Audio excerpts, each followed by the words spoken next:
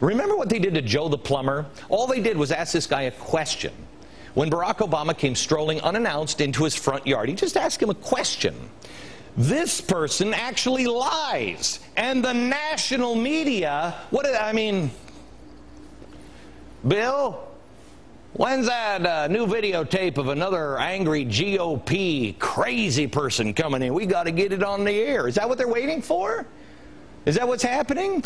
Just, let's get another angry conservative ripping Arlen Specter a new one. Or could it be that just sometimes not very often, the truth doesn't fit the media's script? All the world is a stage. You ever feel like that?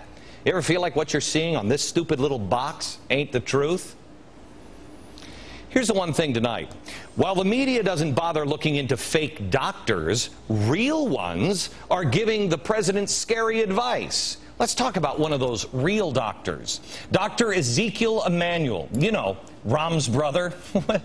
No nepotism there. He's also a healthcare advisor to the president. Robert Gibbs was actually asked about the good doc and how much pull he has with the president. Here it is. Do you know if the president has ever consulted on healthcare with Rahm's brother, Ezekiel Emanuel? Has he ever consulted on healthcare matters? I think Zeke has talked to, certainly to staff and to others about healthcare. I've not been in every healthcare meeting the president's been. Oh, I really don't know. Here's why this question is important. Because Dr. Ezekiel Emanuel believes that we should calculate the value of a human life and the amount we should spend to keep that life alive. After Sarah Palin's comments about death panels, the left has coined a new phrase, deathers. Oh, wait until the bottom of the hour, because I can't wait to tell you the whole thinking on this one. They are trying to make deathers sound like crazy conspiracy nuts who say that the government is going to come in and snuff your grandmother out with a pillow or whatever. That's not what Sarah Palin was saying. She is right. The deather part of this bill, I believe it's something that the language came from the White House, and it's already in the UK national health care system. It's called over there NICE. Oh, we've got to have that. That sounds nice. Although it's anything but nice. Basically, they come up with a number of maximum treatment costs per year to keep you alive.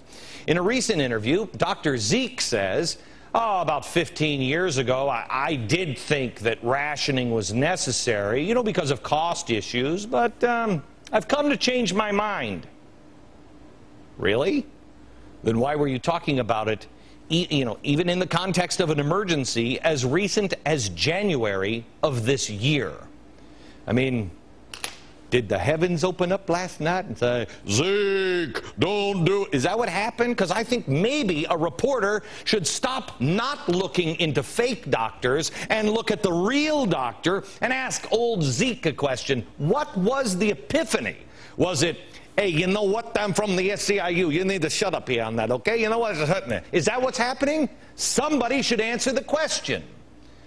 This is devaluing of human life, putting a price on each individual. The death panel isn't a firing squad. Sarah Palin made a point, I guess you could say in an inflammatory way. But when you implement a government health system, as they have found out in the UK and everywhere else on the planet, you are left with no other choice. That's just the way it is. Rationing is inevitable, and they know it. When will someone in the media expose all of the lies? Here's Dr. Rand Paul. He is the chairman of the Kentucky Taxpayers United. Hello, Rand. How are you? Good to be with you, Glenn. Good to be with you. I had you on the radio show, what was it, last week? When you, yes. When you announced, and I spent about 20 minutes, you're running for senator in Kentucky. From Kentucky, yes, for the U.S. Senate. Right, and I have to tell you, you may be one of the only politicians that I shut off the microphone and went, I think I agree with him, and I strangely trust him. So either my gut's gone all crazy, or maybe you're the real deal. It's good to talk to you. It's funny. What? It's funny, on the way home, I was reading a little book called Common Sense on the plane, and I thought it sounded like something I might have written. Oh, stop it, Rand. You know, I'd like to invite you at some point to come on the show and talk, because you are not your father. I don't mean that as a slam to your father, but you have some different views from your father, and I'd like to explore some of those. Anyway, tell me about, am I wrong in saying, without any inflammatory speech here, don't call them death panels, just let's call them what they are. You have a certain amount of money and a certain amount of people. You can't give everything to everybody. Isn't it inevitable that you have to make tough choices?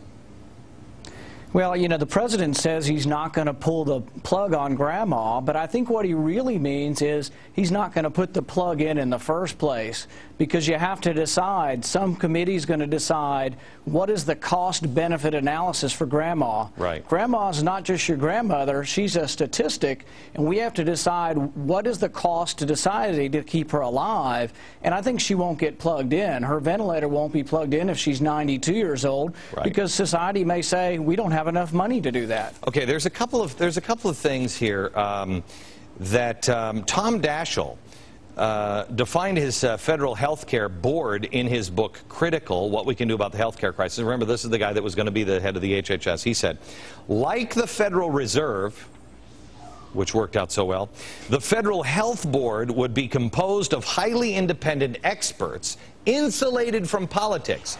Congress and the White House would relinquish some of their health policy decisions to it. For example, a shift to more effective drug service would be accomplished without an act of Congress or the White House. What does that mean? Well, and you're right. It's based on sort of the same concept they do in Britain with the NICE committee. They decide what your life is worth over the final 6 months, and they will only spend about $22,000 on medication.